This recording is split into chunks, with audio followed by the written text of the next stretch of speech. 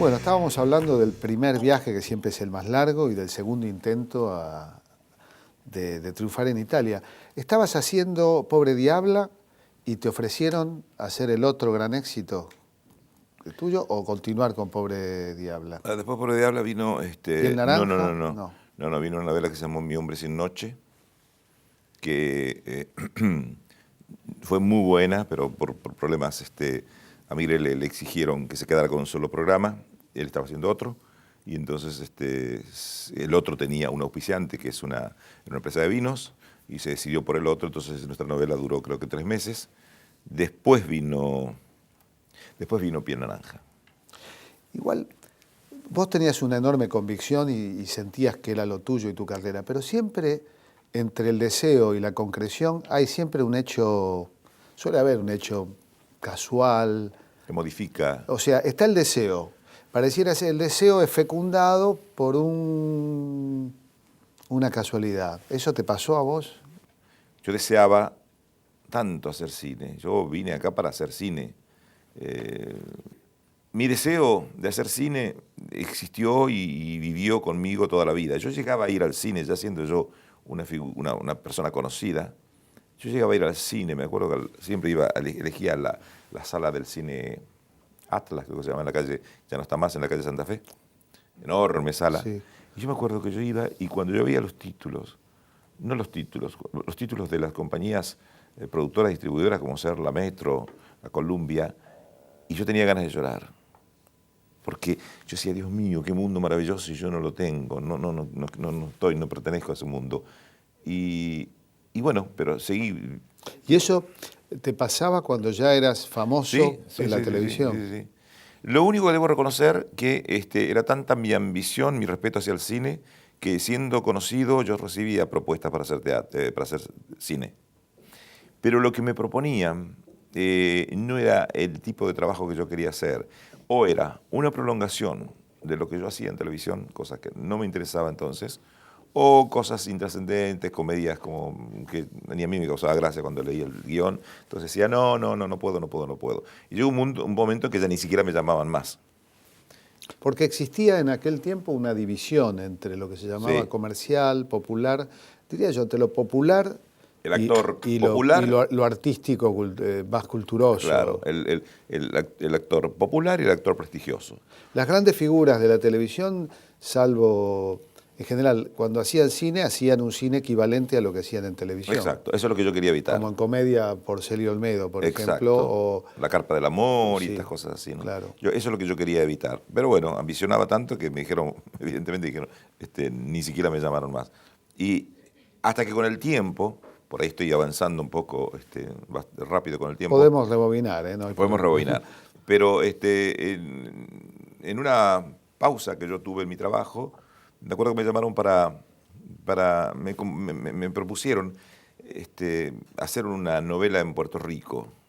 Y yo, era la época, estoy hablando de hace 7 años más o menos, ya no tenía muchas ganas de seguir haciendo novelas y menos de viajar, de salir de la Argentina. Y me fui a Paraguay, me acuerdo, fue el primer año que inauguré mi casa allí, y me fui a vivir en esa casa que yo había comprado, y me llama mi representante y me dice, mirá, eligieron a otro actor. Y yo no me puse triste, ¿verdad? Dije, bueno, está bien. Me dice, pero te quiero comentar algo. Me dice, me trajeron un libro cinematográfico, no hay dinero. Bueno, vos sabés, nunca hay dinero en el cine. Digo, no importa, ¿de qué se trata? Me dice, es una historia muy linda, La extranjera, de un director que se llama Fernando Díaz. Es un coprotagónico. Bueno, me lo mandaron. Y lo leí ahí debajo de mi planta de mango. Y dije, esto lo tengo que hacer yo. Y eso me sirvió, lo hice con María Laura Calí. María Laura Calí, sí. Amiga de muchos años. Con un trabajo muy bueno de María Laura.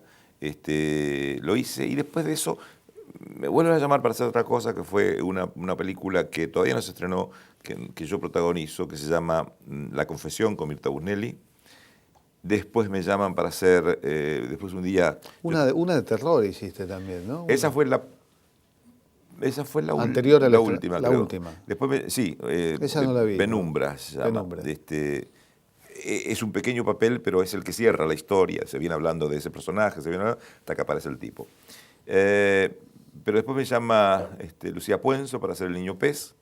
Ella fue al teatro, yo estaba haciendo Los Monstruos Sagrados con Claudia Lapacó, y ella fue a verme, no a mí, fue a ver a otra actriz para su película, y entonces de pronto me vio y dijo, modificó la edad del personaje y me llamó, tomamos un café y para mí fue un honor que Lucía Puenzo me convocara para esa película, fue un placer trabajar con ella, la película funcionó muy bien. Y después de eso vino Penumbras, como te digo, y después vino la posibilidad de que yo escribiera un libro, un guión, con Gustavo Cabañas, un guionista, y la posibilidad de poder dirigir mi propia película. Ese libro tiene reminiscencias propias, ¿no? Sí, es mi historia cuando yo tenía 11 años, en San Bernardino, cuando por primera vez en mi vida pude entender lo que era perder a un ser querido, a tu padre, en este caso a mi papá, y lo que era de pronto la pérdida de tu padre, cómo puede cambiarte la vida, ¿no? Sobre todo en el seno de un hogar donde faltaba el varón que nos mantenía, y tuve que ponerme en el lugar de mi papá y a esa edad, a los 11 años, empezar a trabajar. Y bendigo, por otro lado, agradezco a Dios que desde chico me haya enseñado lo que es saber lo que es la responsabilidad, lo que es el compromiso con uno mismo, el compromiso con la gente, con tus seres queridos, el compromiso con la vida. Eso lo aprendí allí y no lo olvidas nunca. El hecho de decir, tenés que cumplir un horario, tenés que cumplir con una gente, ser responsable, y así fui siempre. Por eso cuando a veces llegamos a la televisión, al estudio, yo aprendí que a mí nadie me tiene que esperar. Yo soy el primero que llego, porque desde los 11 años eso aprendí de la vida y así me manejo. Y es un poco lo que quise contar en mi película, más el momento social, cultural que vivíamos, político que vivíamos. Era el segundo año de la dictadura militar de Stroessner. Eso repercutió mucho en nuestro pueblo también. Teníamos muchas limitaciones, no nos permitían a mucha gente del partido opositor, no nos daban trabajo era para los del Partido de Colorado. Así que bueno, un poco en base a todo eso, mi relación con la colectividad alemana, los alemanes fundaron mi pueblo, San Bernardino, viven hoy muchos alemanes todavía, hicieron crecer San Bernardino, cuento todo eso. Luego, con el tiempo yo pensé y me informé de la cantidad de ex soldados nazis, oficiales nazis que se escaparon y se metieron dentro de nuestros territorios, Argentina, Paraguay, y en base a un poco todo eso creé una historia que se llama Lecturas de un Justino.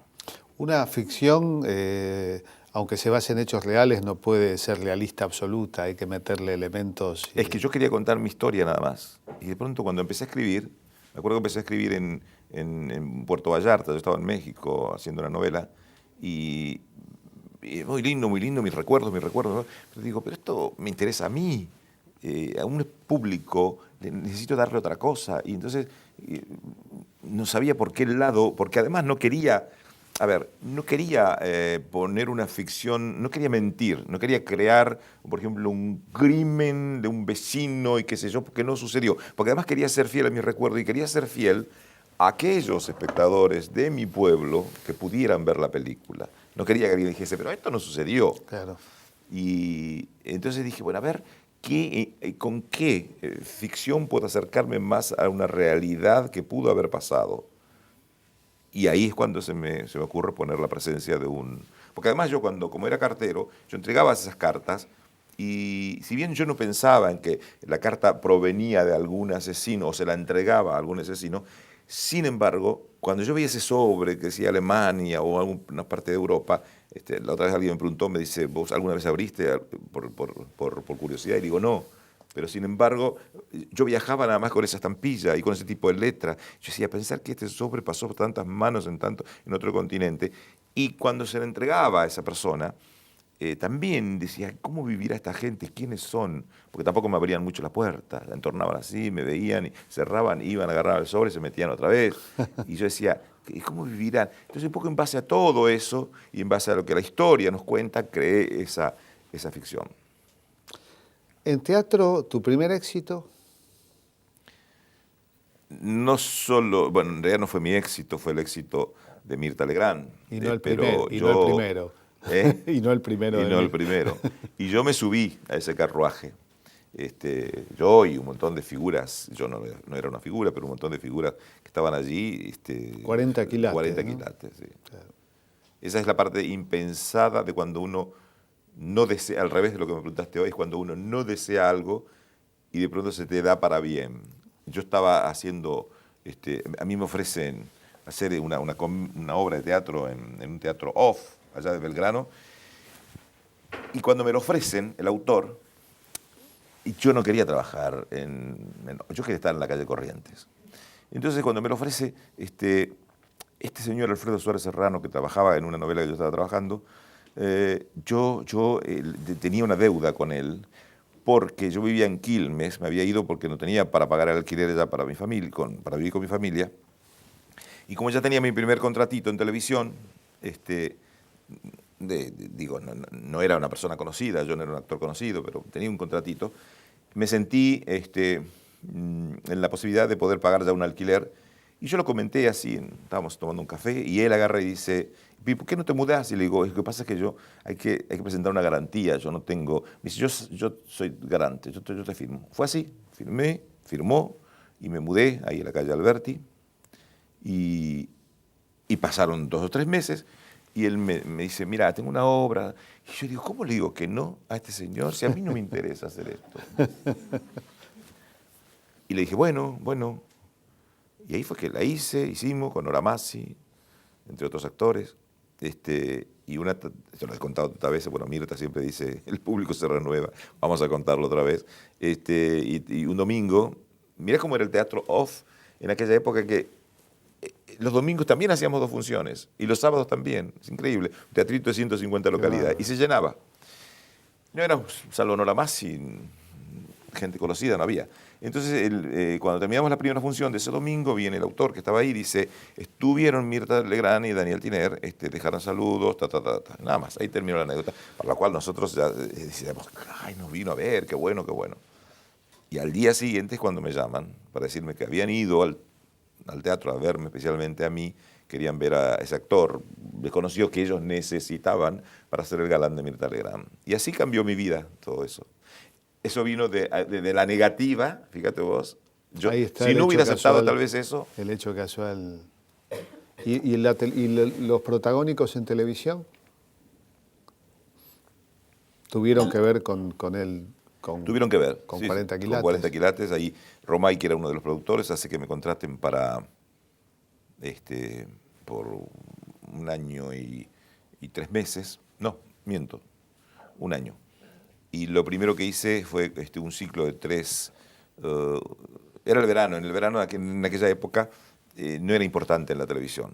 O sea, las figuras se iban a Mar del Plata o se iban a donde se fuere, pero quedaban en la televisión. Y pasaba con la calle Corriente, con los teatros lo mismo, no era muy importante la temporada de verano. Entonces a Migré le piden, se ve que Romay le pidió que escribiera, o él propuso, 3 historias cortas para cubrir esos 3 meses, enero, febrero y marzo. Y me convocan a mí, a Alicia Bruso y a Osvaldo Brandi, y lo hicimos. Yo hice en realidad 2 meses nada más porque después me enfermé. Y a Migré lo vi una vez, creo que apareció por ahí, porque él no iba mucho a los estudios.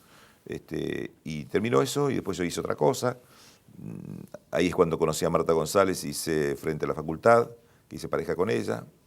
Y después, como que todo lo que yo esperaba de la televisión y después de estar trabajando en el teatro con Mirta, sin embargo no di ese golpe que yo necesitaba. Estuve casi inactivo, hasta que de pronto surge la posibilidad de un encuentro que tuve con Migré, y entonces él me propone hacer un personaje en los últimos 3 meses de Rolando Rivas, que era un éxito increíble. Eso me valió que luego ya el canal me contratara para hacer la primera novela como protagonista junto a Soledad Silveira, que fue Pobre Diabla. Rolando Rivas, Pobre Diabla, Piel Naranja. Estamos hablando, la pregunta que me hago es si la televisión popular de hoy va a ser recordada 30, 40 años después como estas piezas, ¿no? Yo quiero respetuosamente decir que era otra época aquella también, en que de pronto, como decía Migré, se le daba mucho valor a la palabra, y el cuentito, la historia que se contaba era muy apasionada. Esa historia era la escribían tan bien, no solo Migré, mucha gente de esa época, que nada sucedía precipitadamente. Un beso, por ejemplo, no ocurría en el 4º o 5º capítulo. A los 3 meses la gente estaba esperando ese beso. Por ahí se tocaban la mano y punto, porque había otros personajes que lo imposibilitaban, lo impedían. Había mucha intriga que se iba preparando de a poco para llegar a ese final. Y la palabra era importante, ¿no? Lo que se decía, la gente escuchaba. Hoy es tan rápido todo que las historias es todo tan efímero, como que tiene que suceder, tiene que haber acciones, acciones y acciones. Y a veces eso que sucede en la televisión de hoy logra que de pronto el espectador esté pendiente y haya un muy buen rating. Pero con el tiempo la gente se olvida de eso, no les quedó esa gran pasión. Por eso es posible que con el tiempo la gente no recuerde tanto algunas de las novelas que se están haciendo en estas décadas. Se parece un poco a la radio que decíamos antes, la televisión ¿Viste? actual. O sea que de pronto uno siente que los actores actúan de sí mismos en general, no hay una composición. Pero eso es el producto, porque yo también, debo decir, la otra vez vi un programa que me hicieron, donde me entrevistaron, y de pronto pasaban escenas mientras hablábamos, y yo digo, pero acá estoy igual que en la otra. Porque era así. Claro. No hay tiempo, no había tiempo, y nosotros nos poníamos la ropa y salíamos. Entonces no había tiempo de decir, bueno, a ver, y yo el autor mismo que te escribía más o menos igual. Para vos, para el instrumento. Claro, para el instrumento. Y nosotros rasgueamos. Entonces, éramos como todo parecido. Eso es lo que sucede con la televisión. Y hay, hasta el día de hoy, aún hoy, hay grandes actores y actrices, jóvenes, talentosos, que lamentablemente, como sucedía en aquella época también, no tienen el tiempo necesario como para poder crear. Yo me imagino cómo se perdieron a Olmedo para hacer otra cosa con Olmedo en cine de pronto, ¿no? Lo que pudieran haber hecho, cosa que, por ejemplo, bueno, con Francella se ha podido comprobar. Sí. Bueno, vamos a un corte y seguimos.